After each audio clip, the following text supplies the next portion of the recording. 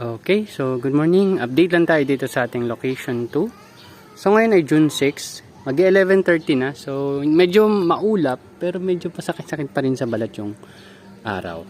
So kung nakita nyo nung last time, meron tayong temperature tsaka yung hygrometer doon. So yung temperature doon is umabot ng 41, 42. And in terms of humidity naman, nasa medyo dry and yung perfect yung range niya. Pag medyo dry yung sahig doon ay binabasa ko yung sahig para tumaas yung humidity. Pero sa ngayon, ayan, mapansin nyo, hindi ko sure kung kita pero nagdidilig tayo. So may mga sprinkler dyan. Yung ibang maliit, wala pang sprinkler yan. Kaya manual ko pa yung dinidiligan. So, sige, punta muna tayo dito. Ito yung tanim natin nung kailan ba? Bali may details naman dito eh. So bubulaklak na rin tong ano natin, marigold. Dalawa yan. Tinanim natin siya nung May 2. Ayan. So silip lang tayo. Ito ay 1 week before harvest. Ayan. And to be honest, yung Parkhurst hindi talaga siya pwede sa location ko. Sobrang init. Tip burn. So lalala pa yan. Pwedeng i-harvest ko na siya ng early. And ito yung scamander natin and yung ating konting hydraulic. So maganda rin ang bentahan ng hydraulic sa totoo lang. So possible bili rin tayo ng ganyang seeds. Hindi ko sure kung isang tub na yung bibilin ko yung 1,000. Pero siguro tigwa 100 muna for testing purpose lang. Pero stick tayo dito muna sa ating Olmeti. So far so good. Wala naman tayong nakikitang problem. Pero nung medyo malakas-lakas ang ulan, makapansin nyo dyan, medyo basa-basa yung gilid-gilid. Ganun talaga, wala akong magagawa. Pero nakakatulong kasi dito yung magandang airflow dito sa location na to. Lalo pag malakas hangin, tatama dyan, tatama dito. Diba nung nakwento ko nung nakaraan, yung 1x1 kong PVC setup dyan is hinangin, talagang inangat. Kaya magandang airflow dito. Kaya siguro rin, maganda rin yung tubo nila kahit medyo mainit. Yon, isa yon. So, ayan. Base sa size nila, I would say maganda magiging harvest natin next week. Yan. So by Monday or mga Wednesday yan, magano na tayo, magno-notify na tayo sa mga clients natin. May mga ready tayo for harvest para sa reservations. Medyo hindi ko pa pinupush yung pangalawang store partner kasi hindi ko sure kung kaya ko mag-commit. Pero titingnan natin. Pero ang mangyayari dito, so harvestin natin siya. Itong location na to is magkakaroon ng 2 batch. Ang per batch natin is 6 kasi 12 to eh. 12 yung kasya dito. So 6. Siguro ito 2, 4. Ayun, itong pa letter L na yan. Tapos ito yung sumunod. Yan. Ganun yung mangyari. So dito sa location may 2 batch tayo. And to be honest, since siguro medyo lumalamig na ang panahon or less intense yung sikat ng araw pala, sorry. Less intense yung sikat ng araw, mas buhag-hag yung ano niya, yung dahon. Kasi nga medyo tagulan na, so mas madalas yung maulap. So yan, mapapansin ko na hindi ganoon ka parang pabilog yung itsura niya. More on pabuhag-hag siya kasi nga sa intensity ng araw. Susunod, nalagyan ako ng sabitan dito para malagay natin yung hygrometer para ililipat ko yung hygrometer from location 1 to location 2 para lang makita nyo yung peak temperature and humidity dito sa location number 2. So yan, yun yung tanim natin noong May 2. So sana goods naman, maganda yung laki niya. Hindi katulad ng previous natin na palagay ko pH ang problema nun.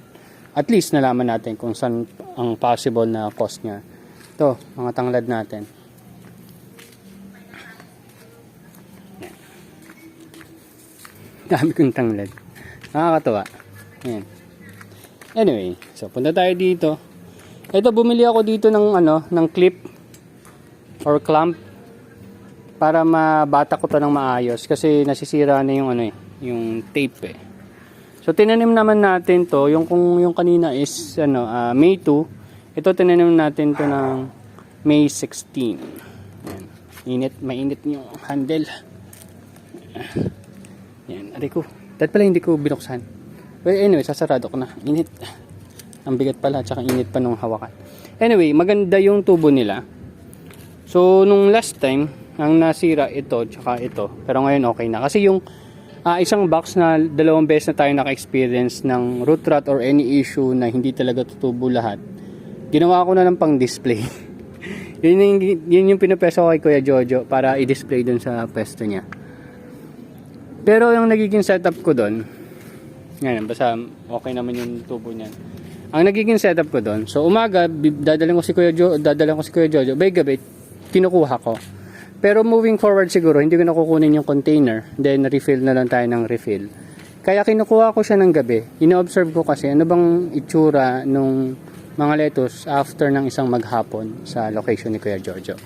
And babaguhin na rin siguro natin yung ng konti yung magiging setup kung saan hindi na siya agad naka-plastic.